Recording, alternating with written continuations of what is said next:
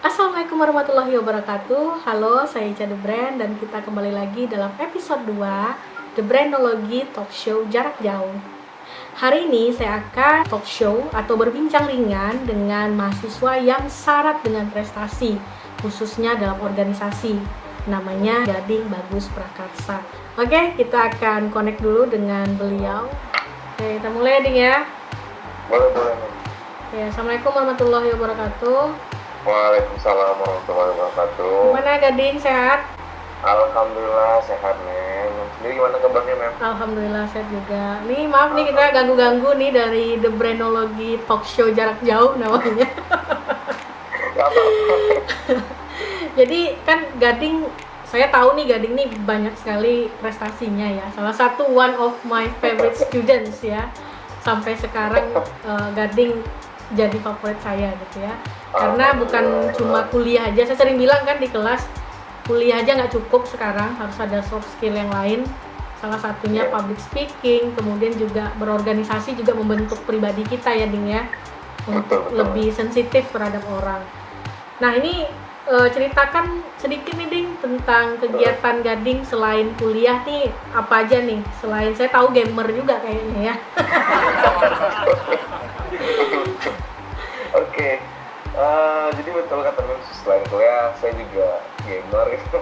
Tapi selain itu saya sih kalau untuk organisasi saya juga ikut organisasi, kayak misalnya organisasi berbasis sosial. Itu saya ikut namanya organisasi Forum Berbagi Ilmu Indonesia gitu.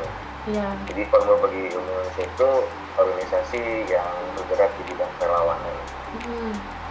Gitu. Itu sejak kapan itu Ding? Tahun berapa masuk ke FBII ya? Iya, FBII. Jadi saya masuknya itu sejak tahun 2019 sih, Mem. Tahun 2019 bulan 3 saya mulai masuk ke organisasi tersebut gitu. Ya, di bagian apa Ding? Di FBII ini? FBI, apa sebenarnya namanya FBI atau FBII? Kalau kami biasanya bilang FBI Indonesia gitu. Oh, oke, FBI Indonesia biar agak-agak ada internasionalnya ya Ding ya, HI-nya ya, ke-HI-annya ada. Iya, betul. Di bagian apa tuh Ding kalau di FBI Indonesia ini Ding? Ya, kalau di sana sih Mem, pada awalnya saya dulu kayak sebagai member sih Mem. Kalian sebagai member, dan setelah itu agak 2 bulan kemudian atau 3 bulan kemudian saya ditunjuk sebagai anggota event manager. Event manager itu saya yang membuat event, namanya menyusun event, membuat anggaran event seperti apa. Oke. Nah itu kan menarik tuh Ding, menarik tuh. Bentar Ding, saya potong bentar nih dikit.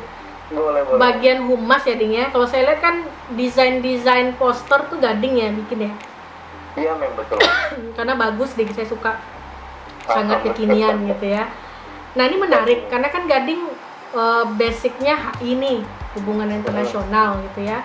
Tapi sekarang bergerak juga, aktif juga di organisasi di bagian desain atau humasnya ya gitu. Itu gimana tuh Ding? Ada pernah dapat kendala atau learning by doing, otodidak, atau ikut online course atau apa? Oke. Jadi semenjak selesai dari event manager, saya kan ditunjuk dia di bagian publikasi dokumentasi juga sih Mem. Nah, kalau untuk desain poster dan segala macam itu sebenarnya saya sudah pegang aplikasi atau software Photoshop sejak SD sih Mem gitu. Oh, sejak SD? Iya. Wow, saya SD masih main itu Ding, ale-alean kayaknya nih. Gading udah main Photoshop aja itu ya. Keren ya. Iya. Photoshop. Iya. Jadi sejak SD saya belajar tuh pertama dari YouTube, karena dulu tahun 2010 saya kelas 5 SD. Jadi di YouTube tuh udah ada videonya walaupun bahasa Inggris lah gitu. Iya. Gading kan bisa bahasa Inggris. Oh, jadi belajar dari YouTube, tandanya termasuk otodidak lah Ding ya, bukan ada tutor khusus ya. Iya, betul. Jadi saya dari YouTube, setelah itu kadang di Gramedia dari buku tentang Photoshop gitu. Oke, ya. Nah, ini agak sedikit ke belakang lagi nih Ding. Kalau kita lihat kan organisasi ini kan biasanya nih orang-orang yang berkecimpung di organisasi ini pasti tidak dimulai saat kuliah aja, pasti dari zaman dia SMA, SMP atau bahkan SD ya. Itu kalau diceritakan sejarahnya, throwback sedikit ke belakang, itu organisasi pertama yang Gading masuk itu di sekolah apa, Ding? Dan kesannya seperti apa membentuk karakter Gading sampai sekarang? Oh gitu. Kalau untuk karakter sih sejak SMP apa SMA ya, kalau nggak salah SMP dulu saya pernah ikut drum band sih, Saya pernah ikut drum band. Di situ saya sebagai leading buat tamborinnya. Kemudian untuk waktu SMA ini saya mulai masuk ke organisasi sosial juga, dulu sebelum FBI saya masuk ke namanya organisasi IES, itu Indonesian Youth Education and Social itu. Banyak kegiatannya ya. Iya gitu ya. Jadi waktu masuk IES itu dia memang bergerak di bidang pendidikan dan sosial. Nah, dia lebih fokus ke SDGs gitu kan, Sustainable Development Goals. Nah di situ kayaknya saya mulai terasa kayak terbentuk lah diri saya seperti itu gitu. Ya, dan nagih ya, Ding ya. Biasanya kalau organisasi itu kan nagih ya, kita jadinya ingin berbuat sesuatu, something, meskipun cuma sekedar ide atau konsep. Apalagi kalau saya lihat kan IES, kemudian juga ada FBI Indonesia, itu kan sangat aplikatif ya organisasinya ya, turun ke masyarakat. Nah kalau ke FBI-nya sendiri nih, Ding, ke FBI Indonesia ini, sekarang kan lagi COVID nih, kita aja kuliah sekarang di rumah ya, kerja di rumah, ngapa-ngapain di rumah. Itu bagaimana, Ding, pergerakan FBI Indonesia dalam menyikapi COVID-19 ini, Ding? Oke, pergerakan FBI Indonesia saat ini sebenarnya kita masih menggunakan media online sih, Kayak kita masih melakukan sebuah diskusi online, kita masih menggunakan seminar online dan segala macam. Ada program face to face juga dengan beberapa influencer di Indonesia seperti itu.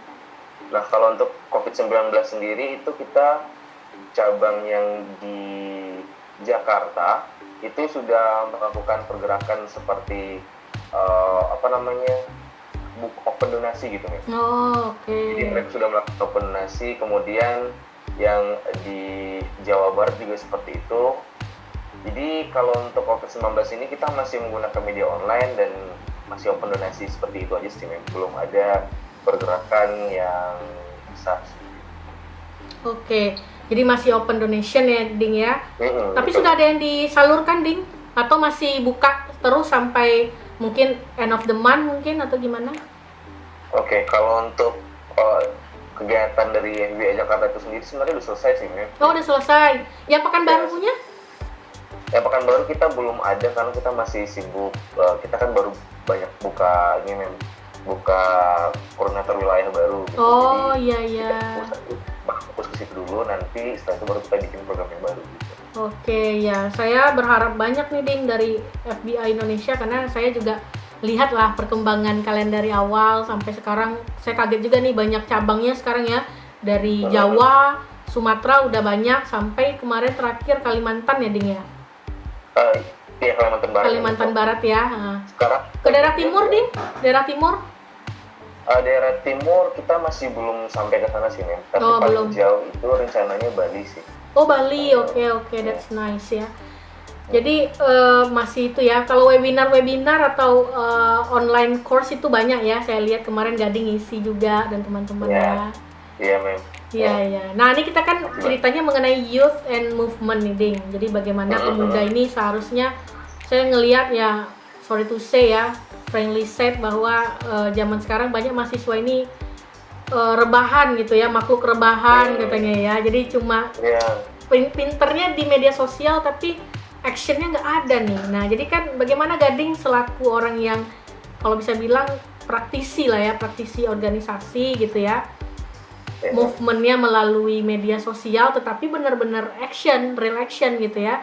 Apa kira-kira message atau pesan yang bisa Gading sampaikan untuk teman-teman nih, biar teman-teman yang kaum rebahan nih jangan rebahan terus gitu ya, galau karena pacar atau sebagainya ya, Ding. Tapi ada juga movementnya, jadi jangan cuma masalah romance saja, tapi juga ada masalah sosial nih, karena kan kita hidup nggak setahun 2 tahun, tapi untuk anak cucu kita nih, Ding. Gimana nih, Ding? Betul.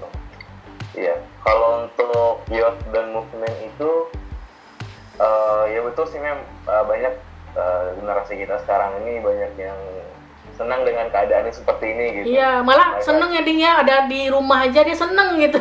Iya, dia kayak happy gitu, dia merasa tenang gitu. Iya. Tapi banyakkan mereka seperti itu, banyakkan mereka senang. Mungkin yang pertama faktornya karena kita punya gadget gitu itu. Iya. Kalau nggak ada gadget mereka pasti pengen keluar gitu. Iya, suntuk juga ya gitu ya. Iya. Terus gimana Ding memanfaatkan media sosial, karena kan Gading saya lihat sering tuh ngasih informasi gitu, atau setidaknya melalui poster-poster FBI Indonesia itu. Gimana tuh kalau teman-teman yang punya, atau anggaplah nggak punya skill nih Ding, kan banyak nih mahasiswa yang bilang saya nggak punya skill saya taunya cuma main media sosial, padahal kan itu skill juga ya, gadget, teknologi gadget skill juga gitu. Gimana tuh Ding? Iya, kalau mereka sebenarnya tergantung diri mereka sendiri sih. Kalau mereka merasa mereka butuh mengubah sesuatu gitu, kayak misalnya contoh simpelnya aja deh, mereka dikasih poster nih, tolong disebarin. Kalau mereka mau nyebarin, berarti mereka punya punya kemauan nih untuk membantu sesama. Kalau misalnya kita ada poster open donasi seperti itu, kemudian poster open donasi ini kita sebarin ke teman kita yang ada di grup, guys tolong sebarin ini ya gitu, segala macam. Ketika mereka nyebarin ulang, berarti mereka ada rasa peduli dan ada kemauannya seperti itu. Nah, kalau bagi yang nggak mau ya berarti mereka nggak peduli dan mereka tidak ada simpatinya terhadap apapun yang kita berikan, apapun yang kita coba lakukan untuk manusia di masa COVID-19 seperti ini. Betul. Jadi bagaimana caranya sebenarnya gampang sih, karena kita punya skill ya, tinggal klik-klik share segala macam. Iya. Cuma tentang diri kita itu agak susah. Nah, gitu. iya. Nah, ini kan orang luar tadi Ding, yang kita istilahnya mau atau enggak tergantung goodwill-nya ya Ding. Tapi bagaimana kalau internal Ding? Kan FBI ini kan termasuk salah satu forum multi university kalau saya lihat ya, bukan hanya di Universitas Gading tapi universitas lain se-Pekanbaru, se-Riau, bahkan se-Indonesia gitu Ding. Bagaimana melawan egosentris diri itu Ding dalam organisasi? Gading punya pengalaman nggak gitu? So, berbagi sama teman-teman nih gimana caranya biar meredam ego dalam organisasi gitu. Oke. Bagaimana cara meredam egonya? Sebenarnya kita memang dalam organisasi itu banyak.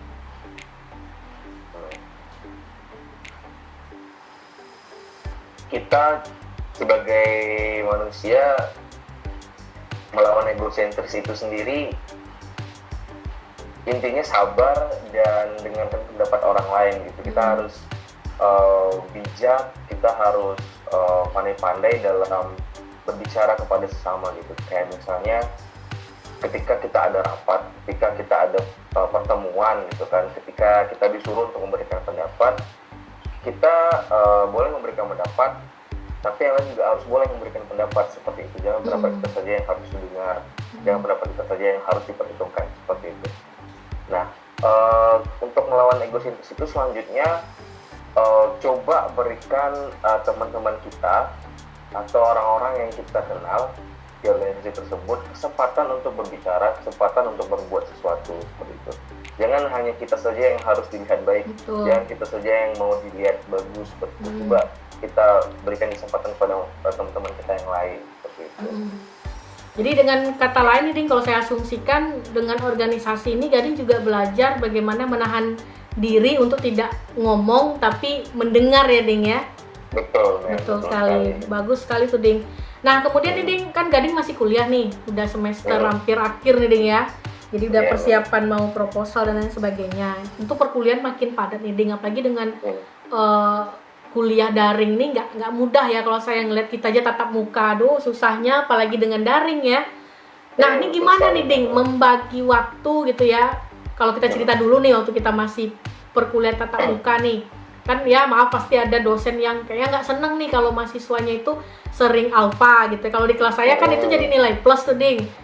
Mahasiswa yang banyak kegiatan di luar, yang penting ngasih tahu saya gitu kegiatannya gitu ya. Tapi kalau dosen lain kan kita nggak bisa maksakan ya Ding ya. Kembali lagi dengan ego tadi gitu ya. Dia nggak mau tahu, yang penting harus Gading harus hadir 16 kali pertemuan hadir gitu ya. Nah ini bagaimana nih Ding? Sedangkan organisasi ini pasti ada rapatnya lah, ada turun ke lapangan dan lain sebagainya. Gimana tuh Ding membandingkan atau setidaknya memanage waktunya Ding? Oke, jadi memang betul ada dosen yang berbeda-beda lah jenis dosen. Bukan saya ya Ding ya? Men terbaik nih. Waduh, ini bukan karena di depan kamera ya Ding ya. Saya harap nih terbaik sepanjang masa Ding. Tapi betul kan. Jadi memang kalau untuk ngatur waktunya dengan kuliah, apalagi dengan dosen yang mungkin tidak bisa diajak kompromi. Ya betul. Tentu saja kalau kita pengen lama kuliah, maksud saya pengen cepat kuliah, pengen cepat tamat, kita harus dengan dosen betul sih. Kita harus ngikutin apa kemauan dosen. Karena kalau kita untuk rebel atau kita coba untuk keras kepala terhadap dosen, kita juga bakalan susah nanti ke depannya seperti itu. Walaupun kita kayak merasa, aduh dosen ini gimana ya, nggak bisa kompromi ya gitu, apa nggak bisa coba bantuin kita gitu, kita juga lakuin hal baik kok di luar sana gitu kan, itu seperti itu kan. Ya walaupun seperti itu, ketika dosen bilang tidak ya kita harus tidak gitu, dan kita harus meredam ya Ding ya, meredam ego kita sendiri seperti itu ya. Kalau dosen yang nggak mau meredam ego dia, ya kita yang meredam ego kita. Betul. Mau nggak mau harus gitu ya Ding ya. Iya betul mem gitu. Dan untuk ke organisasi juga ya kita izin aja gitu, kalau misalnya ini dosennya nggak bisa diajak kompromi ini gini segala macam gitu, tolong ya izinin aku gitu, seperti itu mem. Ya jadi gitu ya Ding ya. Nah kemudian nih Ding, yang agak ya mungkin nih pertanyaan yang paling mendasar gitu ya.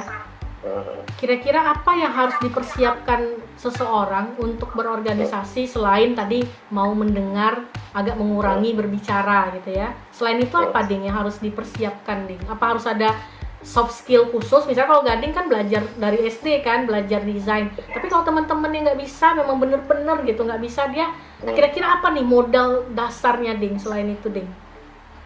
Oke, modal dasarnya untuk teman-teman yang mau join organisasi manapun lah gitu. Yang pertama niat baik, kemudian selain niat baik, kita harus punya tujuan untuk masuk organisasi gitu. Apa yang menjadi dasar kita untuk bergabung ke organisasi tersebut? Kenapa kita pengen gabung organisasi tersebut? Misalnya kita gabung ke organisasi relawan gitu, kita rencananya pengen berbagi ke mereka-mereka yang belum merasakan hal yang sama gitu. Itu udah masuk aja, nggak masalah, asal mereka punya niat baik dan niat berbagi, itu udah cukup kalau untuk masuk ke organisasi kerelawanan. Kalau mereka ingin masuk ke organisasi seperti organisasi olahraga, itu beda lagi. Mereka berniat untuk sehat, atau mereka berniat untuk happy sambil berolahraga, itu udah bisa masuk ke organisasi tersebut. Jadi tergantung organisasinya juga sih, mereka pengen masuk organisasi apa, seperti itu. Jadi pada dasarnya saya setuju tuh Ding, goodwill ya, karena banyak orang yang masuk organisasi aturannya untuk meredam ego, jadinya malah self narsis gitu ya, karena dia ngerasa saya masuk organisasi nih, cekrek foto upload gitu, padahal sumbangsihnya nggak ada ya Ding ya. Wah ini menarik sekali Ding, tapi waktu juga ya Ding ya, karena supaya nggak lama tapi to the point. Terima kasih banyak nih Ding sudah join dengan The Brainology Talk Show jarak jauh. Nih ada acara pula kayak jadi saking supaya nggak gabut ya Ding ya, kalau istilah anak muda kayak Gading tuh nggak gabut ya, jadi kita bikin kegiatan juga lah gitu ya. Terima kasih banyak Ding, salam untuk keluarga gitu ya, stay safe, tetap di rumah aja. Salam untuk teman-teman di FBI, semoga banyak nih yang join untuk FBI Indonesia ya Ding ya. Ada ini nggak Ding, closing statement sedikit Ding, kasih ke teman-teman closing statement supaya gabung atau apa, boleh silakan promosi. Jadi bagi teman-teman yang mau gabung ke Forum Berbagi Ilmu Indonesia, dan teman-teman berada di Indonesia dimanapun Anda berada, jika misalnya teman-teman punya niat baik dan ingin untuk berbagi dan suka dengan kerelawanan pendidikan, teman-teman bisa gabung ke kita Forum Berbagi Ilmu Indonesia. Nah, bisa coba kalau misalnya berminat bisa chat atau DM di IG kami di Forum Berbagi Ilmu _ID. Nanti kita lanjutin di sana, oke? Oke, terima kasih banyak Ding. Oke, terima kasih banyak Mem. Ketemu lagi insyaallah cepat. Ya, maaf lahir batin ya Ding ya. Semoga cepat berlalu ya ini COVID-19 ya. Jadi kita bisa bertatap muka lagi. Terima kasih Ding. Assalamualaikum warahmatullahi wabarakatuh. Waalaikumsalam warahmatullahi wabarakatuh. Oke, itu tadi perbincangan saya dengan Gading Bagus Prakarsa. Semoga bermanfaat. Ingat, seperti yang selalu saya sampaikan, ambil baiknya, buang buruknya. Semoga kita semua dapat melalui masa-masa pandemi ini. Gunakan waktu sebaik mungkin dengan hal-hal yang bermanfaat. Dan jangan lupa juga untuk selalu like, komen, share, dan subscribe channel saya ini agar saya lebih bersemangat memberikan video-video bermanfaat lainnya, insya Allah. Saya Cade Brand pamit. Terima kasih. Assalamualaikum warahmatullahi wabarakatuh.